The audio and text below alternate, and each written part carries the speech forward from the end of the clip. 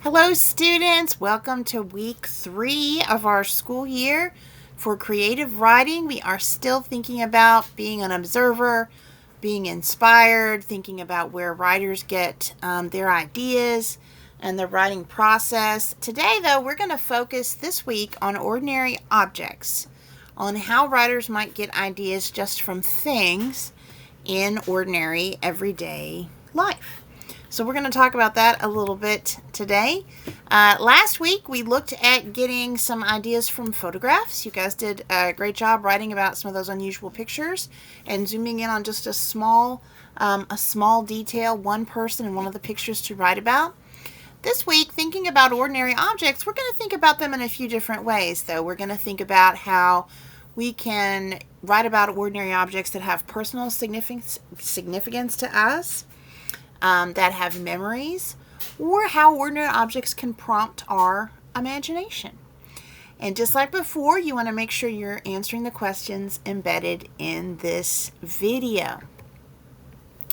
So we're just going to talk about objects. Whatever room you're in your home, you're probably surrounded by things. A lot of you, I bet, do your schoolwork maybe in your bedroom. So you might have your personal things there. Right now, I happen to be in my office at home. Sometimes I record these from home or sometimes from school, but right now I am in my office at home and I have all kinds of things, pictures, items, all kinds of different things all around me, my things. We all have a lot of stuff. And some objects are important to us because of the person who gave it to us. We might have something that we got as a gift. And that object is kind of holds the memories of that person. We might think of the occasion we got it. If someone gave it to us for a holiday or just as a friendship, or if you saved up your money and bought something for yourself, you might have souvenirs of different places. You know, you get souvenirs maybe when you go on a trip and travel. You get a keychain or you get a t-shirt, you get a little plate or something with the name of the place. But you might also have souvenirs from different places and times just in your life. The time that you lived in a different state. You might have the pillow that you got there. You might have something that you used when you were a lot younger. There could be also objects you have that you use for comfort. Things that give you happiness to look at or to use, like photographs or candles or other things that are comforting. So all different reasons that objects, ordinary objects are around you right now and me right now, could be important. And they can also help give us ideas to write about. We even want to stretch our thinking because you're going to read this week about an item that was important to the writer, and you're going to do some writing about an important object. So it could be something you own, like a necklace from grandma, your old stuffed elephant, your most prized possession, but not your phone. We're going to say not electronics, not phones, because that just kind of limits everything, because then it's more of a digital thing. We want an actual object. However, we could think about something we no longer own that we used to own, like memories of your first bike or your mom's old car or your bed in your old house. So it doesn't have to be something that you can put your hands on right now. Objects in your memory could be something that you could maybe write about. You can even think about, I mentioned a bed, even like furniture.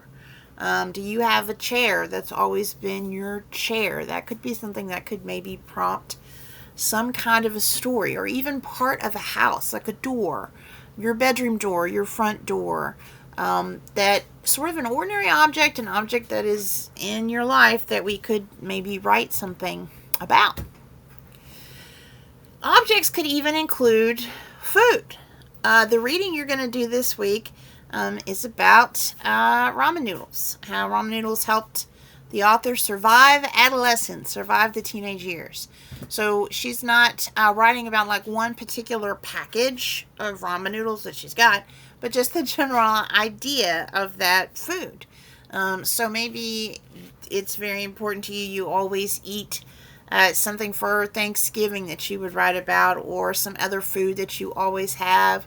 Or maybe grandma always buys you a certain snack, or when you go to one aunt's house, there's always this kind of food. Those objects can also prompt some writing ideas for us.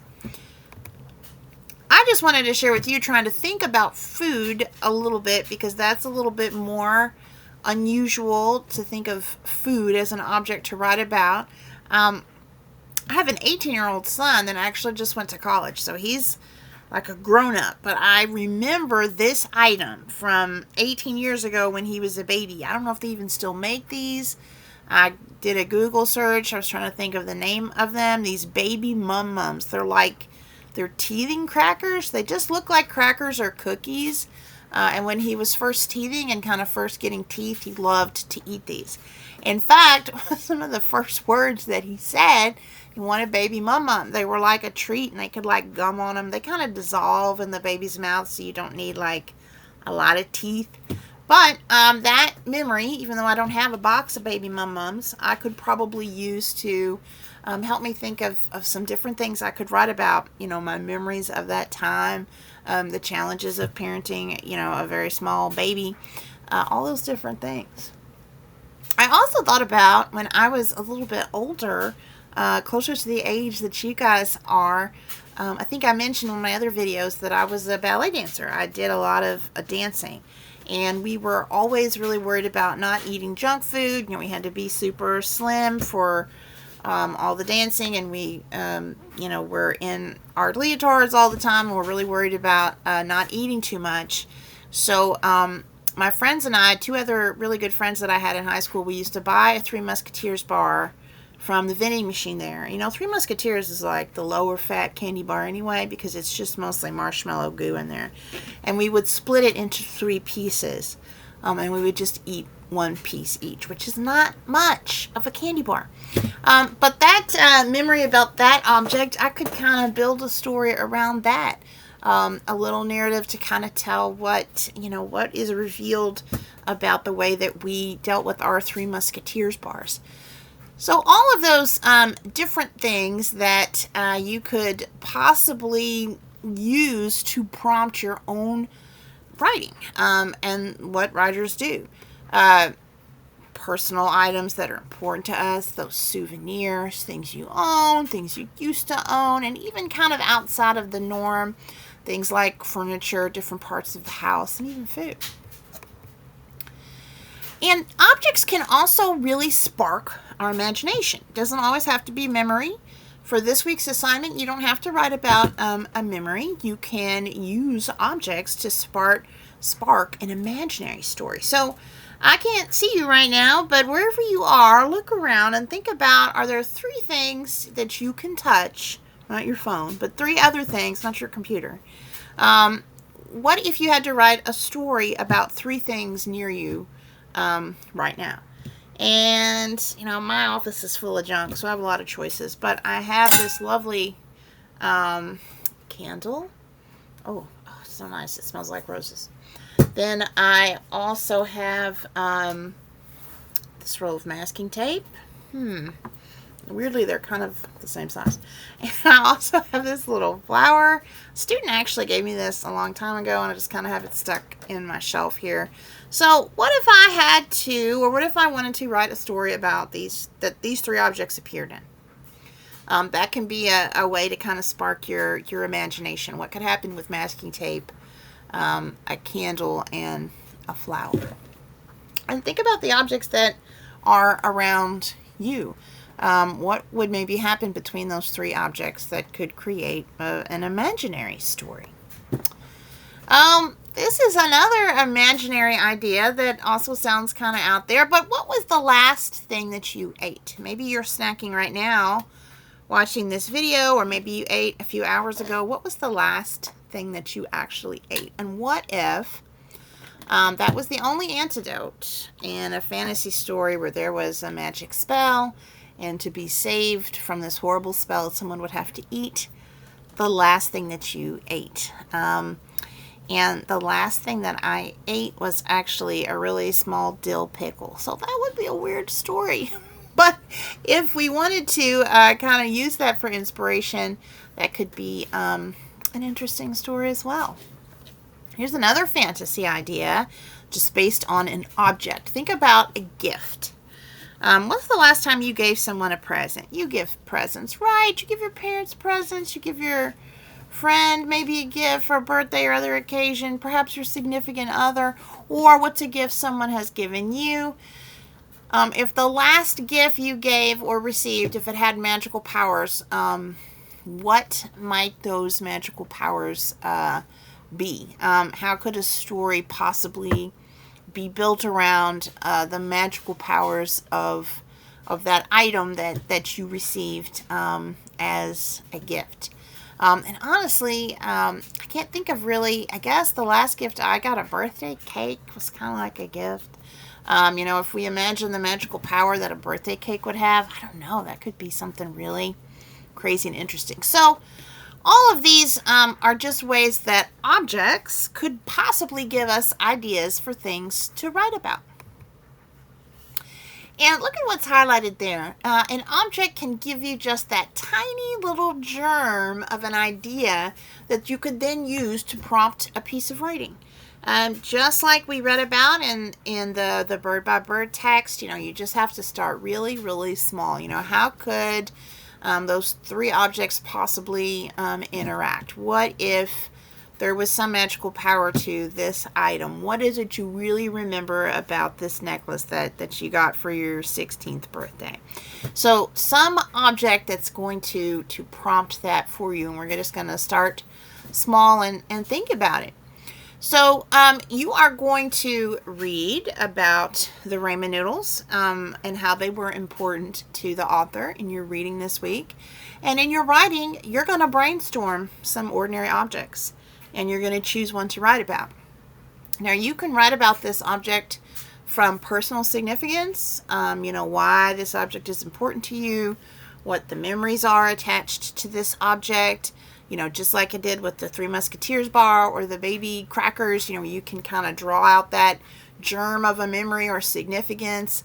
Or if you don't want to do that, you can also write something that's completely imaginary. You can select an object and allow it to prompt some imaginary idea that's not from your life. One thing that I want you to practice doing, just like we did writing from the photographs, is to use a lot of sensory details, imagery, those descriptions with the 5 senses, so that readers can really experience that selected item. If you don't have it right in front of you, like I have my awesome rose candle right here that I wish you could smell. Oh, it just is the best smell. Use your memory or your imagination, or both, to really tell us what this object feels like, sounds like, smells like, tastes like, if it is a food item. All right? So getting our ideas from objects that you have around. So here are the items that you have to do for this week. And that should say by the end of the day on Friday. I'm not sure why that one says Thursday. It should say Friday. And each item, just like we've been doing, is an assignment on Google Classroom. So if you've watched this video and answered the questions, that's very good. You're going to read how Ramen got me through adolescence. Just like last week, we're going to respond on the Padlet. I'm going to show you that Padlet real quick. Ooh, it's a different color this week. You guys did a really nice job last week. Remember, you're just going to click the plus button here to make your comment. Don't forget to respond to your classmates as well. Remember, the way we're going to get to this Padlet is when we read, here's your text, how Ramen got me through adolescence. After you read that brief article, the Padlet link is at the bottom. And just like last week, there are 4 questions. You're only going to pick one, so you don't have to answer all 4. You're going to pick one, and then you want to also be sure to respond to 2 of your classmates. So that gives us an opportunity to have a little conversation, even though our class is asynchronous, and you guys did a great job with that last week. And then after you do, you've done the video, after you do your reading, you think about that, you respond on the Padlet. Your ordinary objects assignment is the other thing that you're going to do for this week. Let's make this a little bigger. So this one is not on Google Slides like the last one was. It's a good old Google Doc. There are a couple different parts. Part 1 is just for you to brainstorm. You know, I went through and kind of mentioned a few things. I showed you a couple of my items. You're going to put just some brainstorming. What are some objects you have that hold memories of people, that remind you of specific places or events? Do you have collectibles? Do you have really valuable or heirloom objects? Do you have objects related to your hobbies? I know some of you are artists, or you work on cars, or you ride horses, you do all these things. Are there some objects you have related to your hobbies or your extracurriculars? Do you have things from your childhood? Remember, you don't still have to own them. You know, if you remember your favorite doll or stuffed animal from when you were little, you can do that even if you don't have it anymore. Your favorite food or drinks. And then that last one says unusual or strange objects. So if you look around your house and there's, a weird thing that you've never really understood what it was or where it came from, maybe there's something strange that you could put down. So after you do some brainstorming, then you're going to highlight one item, at least one item. You can pick a couple if you want that you're going to focus on. And you've got 2 prompts. You're just going to pick one. And it's the same choices that we've kind of been mentioning. You can write about how this object has been personally important in your life, why it's important to you, what it means to you. We want to have specific memories or experiences. We want to have those beautiful sensory details. Or you can write something more imaginary about the object. You want your story to have a beginning, middle, and end, specific characters and events, and to have lots of sensory details. Now, I want you to go for 500 words. The Ramen article you're going to read is about 750 words. So it should be at least 500. Remember, you can check your word count by going to Tools and Word Count. Now, why would I give you a length? Because I want you to get it down. I want it to be a downdraft like your video talked about last week. Focus on expressing your ideas, letting your ideas out. Don't worry about making them perfect. Don't worry about doing tons of revision. We're doing the downdraft at this point. And a little bit later, we'll pick some of these downdraft assignments that you might want to revise or expand. Now, some of you, if you want to make it longer than that, you certainly can. But we want at least 500 words so you get something down there. And your Ramen text is also a great model for this assignment. All right. So I'm interested in your ideas, your thoughts. Make sure you type directly on this document. Don't copy and paste from anywhere else. And that's what we are going to look for this week. Let me pop this back up here. Now, this week, we will also have our Thursday time from 9:05 to 9:45. It was great to see a lot of you there last week. We just kind of talked about the assignments. Also, a great opportunity if you want to share your work. When you come in on Thursdays, I'll probably have you do that Google form. If you were there last time, we did a quick Google form as you came in, like, what do you want to do today? If you want to be in a small group and share some of your writing with other students that want to share or want to listen. If you want some individual help, if you're like, I'm really kind of stuck on this, we can do that. Or if you just want to generally discuss and talk more about being inspired by ordinary objects, we can do that as well. As always, you don't have to wait till Thursday. If you have a question, problem, issue, anything that I can do for you, please let me know. You can email me anytime, and I will look forward to hearing from you or seeing you on Thursday. Bye, everybody. Have a great week.